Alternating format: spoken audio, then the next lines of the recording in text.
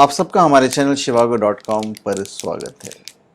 और इस वीडियो में हम आपको बताने जा रहे हैं ये मोती के ब्रेसलेट के बारे में।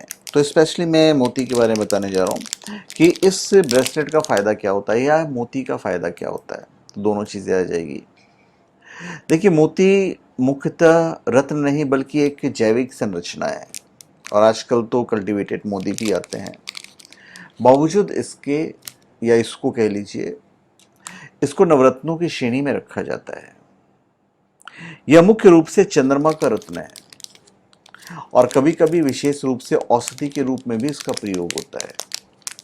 चंद्रमा की तरह उसका रत्न भी शांत, सुंदर और शीतल होता है और इसका प्रभाव सीधा मन और शरीर के रसायनों पर पड़ता है। मोती का प्रभाव कभी तेज नहीं होता, यह धीरे धीरे और सूक्ष्म असर डालता है। इसलिए लोगों को लगता है कि मोती कभी नुकसान नहीं कर सकता, जबकि मोती धीरे धीरे काफ़ी नुकसान पहुंचा सकता है। इसलिए कभी भी मोती जब आप पहने तो हमेशा किसी न किसी जो अच्छे ज्योतिष होते हैं, आप उनसे आप दिखाकर ही पहने तो ज़्यादा अच्छा है। जब भी आप मोती धारण करना हो तो उचित सलाह से पहने, मतलब किसी ने बोल दिया और आप पहन लिए, ऐसा नहीं होना चाहिए कि भाई मोती है, हमें गुस्सा बहुत आता है तो चलिए अब हम इसको पहन लेते हैं। वैसा नहीं होना चाहिए। ज्योतिष के कहने पर कई बार लोग रत्न तो पहन लेते हैं और ज्योतिष शास्त्र में ग्रहों की अशुभता को दूर करने के लिए ग्रहों से संबंधित रत्नों को पहनने की सलाह दी भी जाती है। और ज्योतिष के अनुसार जिन लोगों को गुस्सा ज़्यादा आता है उन्हें मोती पहनने की सलाह दी जाती है, पर कुंडली ज़रूर दिखला लेना चाहिए। मोती अमूमन सफ़ेद रंग का होता है और इसे चंद्रमा का कारक माना जाता है।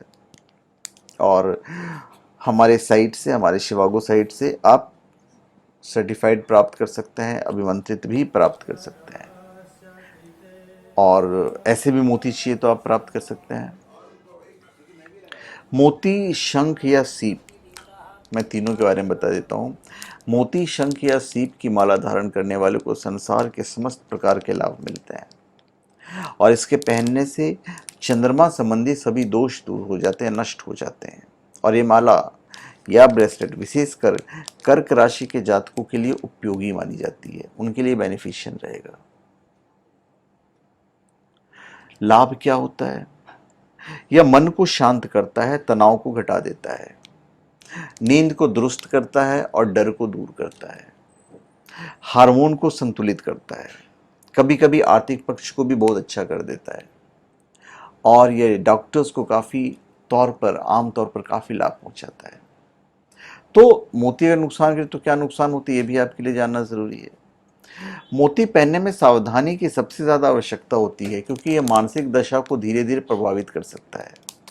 यह गंभीर रूप से अवसाद और तनाव की समस्या दे सकता है। यह घबराहट, बेचैनी और चिड़चिड़ापन बढ़ा सकता है और इसके कारण हार्मोन्स का संतुलन बिगड़ सकता है और कभी कभी बिना कारण रक्तचाप की समस्या हो सकती है।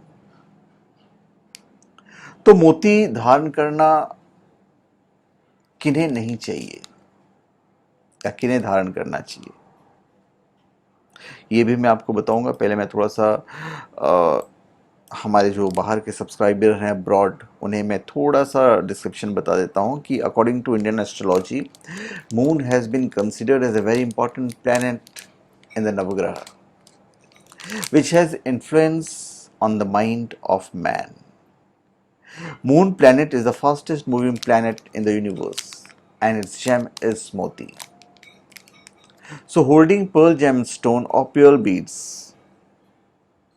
is beneficial for lots of people, and by doing this the lunar planet becomes very strong and the D effects created by the lunar planet begin to calm down.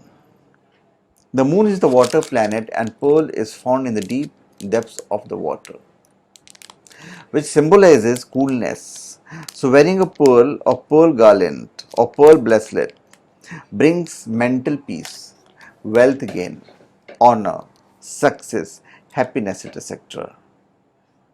The only pearl gemstone is the one that benefits everyone, benefiting everyone. Otherwise, before wearing, every gemstone has, one has to go to the pandit or astrologer. But anyways, you should go to pandit or astrologer before wearing this, because it's not like कि भाई गुस्सा बहुत आता है तो पहन लो, इस तरह से बिल्कुल नहीं पहनना चाहिए। ये मैं आपको बताना चाहूँगा, क्योंकि इस तरह से नुकसान कर देगा। अब किसे धारण करना चाहिए किसे नहीं, ये मैं आप बता देता हूँ आपको। देखिए, अलग अलग लग्नों के अनुसार और अलग अलग तत्वों के अनुसार मोती पहनना शुभ होता है। मेष, कर्क, वृश्चिक और मीन लग्न के लिए मोती धारण करना उत्तम होता है। वृषभ, मिथुन, कन्या, मकर और कुंभ लग्न के लिए मोती धारण करना खतरनाक होता है। फिर भी आप अपने कुंडली आप ज्योतिष को दिखाइएगा। सिंह, तुला और धनु लग्न में विशेष दशाओं में मोती धारण कर सकते हैं। और अत्यधिक भावुक लोगों और क्रोधी लोगों को मोती नहीं पहनना चाहिए, और पहनना भी चाहिए, पर आफ्टर ज्योतिष के कंसल्टेंसी के बाद।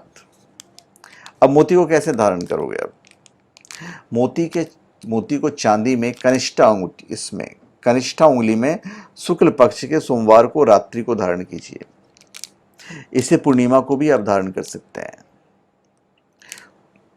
धारण करने से पूर्व इसे गंगाजल से धोकर शिव जी को अर्पित करें, उसके बाद पहनिएगा। और मंत्र वगैरह हैं, आप पंडित से पूछ सकते हैं। मोती के साथ पीला पुखराज और मूंगा ही धारण कर सकते हैं, अन्य रत्न नहीं धारण कर सकते आप। तो मैंने काफ़ी चीज़ें आपको इस मोती के ब्रेसलेट के बारे में बताया है, मोती के बारे में बताया है।